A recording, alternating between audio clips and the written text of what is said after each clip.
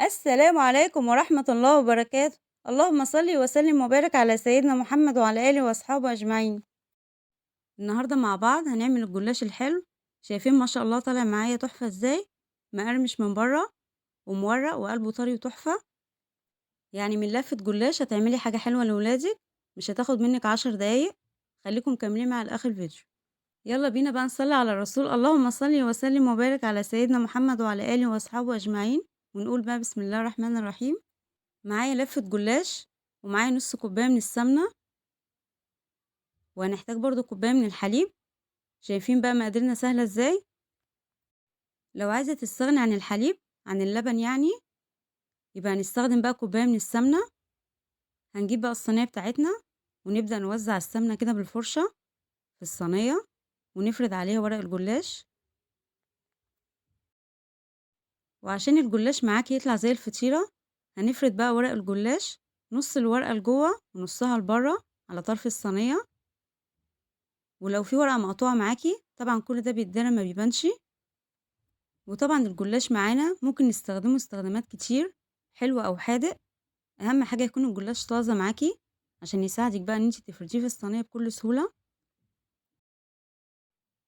وبين كل ورقتين من ورق الجلاش هنضيف السمنة كده بالفرشة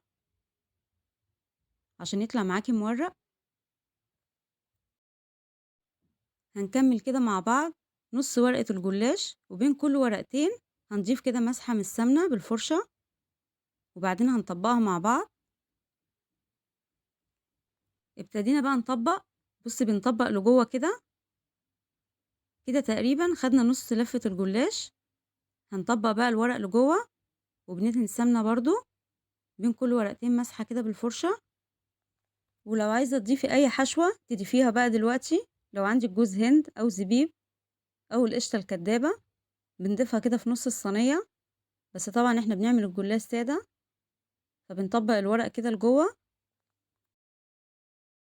كده احنا فردنا نص لفة الجلاش. هنفرد بقى النص التاني برضو بنفس الطريقة، نص الورقة لجوه ونصها بره على طرف الصينية.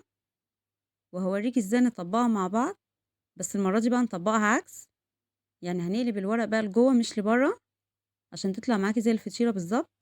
وبين كل ورقتين بندهن كده بالفرشة مسحة من السمنة. هنبدأ بقى نطبق الورق بتاعنا. شايفين بقى ما شاء الله عشان الجلاش صابح معايا بيتطبق معايا بكل سهولة. هتطلع معايا زي الفطيرة بالظبط. هنبدأ بقى نقطعها كده بالسكينة. معايا بقى معلقة من السمنة، بدهن كده وش الجلاش بتاعنا عشان تديني بقى اللون الذهبي الجميل. معايا بقى كوباية لبن، مش هستخدمها كلها، هاخد نصها بس. بنحرك بقى الصينية، بنوزع اللبن. هندخلها الفرن بقى على درجة حرارة 180 على الشبكة. هنعمل بقى العسل مع بعض. معانا كوبايتين من السكر، عليهم كوبايتين من المية. أول ما هيغلوا معانا هنضيف عليهم عصرة نص ليمونة. هنسيب العسل بقى يغلي على النار لمدة 7 دقايق. احنا عايزين عسل وسط، يعني ولا تقيل ولا خفيف. أول ما الجلاش هيطلع من الفرن بعد ما خد اللون الذهبي الجميل، هبدأ أضيف عليه العسل. هيكون العسل بارد والجلاش سخن. لو ضفت بقى العسل سخن على الجلاش وهو سخن برضو هيعجن منك. هنستنى بقى لحد ما العسل يبرد ونضيفه على الجلاش أول ما طلع من الفرن. شايفين بقى ما شاء الله. يلا بينا بقى نقطعه مع بعض ونشوف شكله. شايفين بقى جمال الجلاش بتاعنا؟ ما شاء الله مقرمش من بره وقلبه طري وتحفة ومورق كمان. جربوه بقى ويا رب يعجبكم. وبالهنا والشفا عليكم يا رب. ولو أول مرة بتشوفيني ما تنسيش تشتركي في القناة وتعملي لايك وسبسكرايب وتفعلي زر الجرس عشان يوصلك كل جديد. واستنوني مع وصفات أحلى مع أم جنات. والسلام عليكم ورحمة الله وبركاته.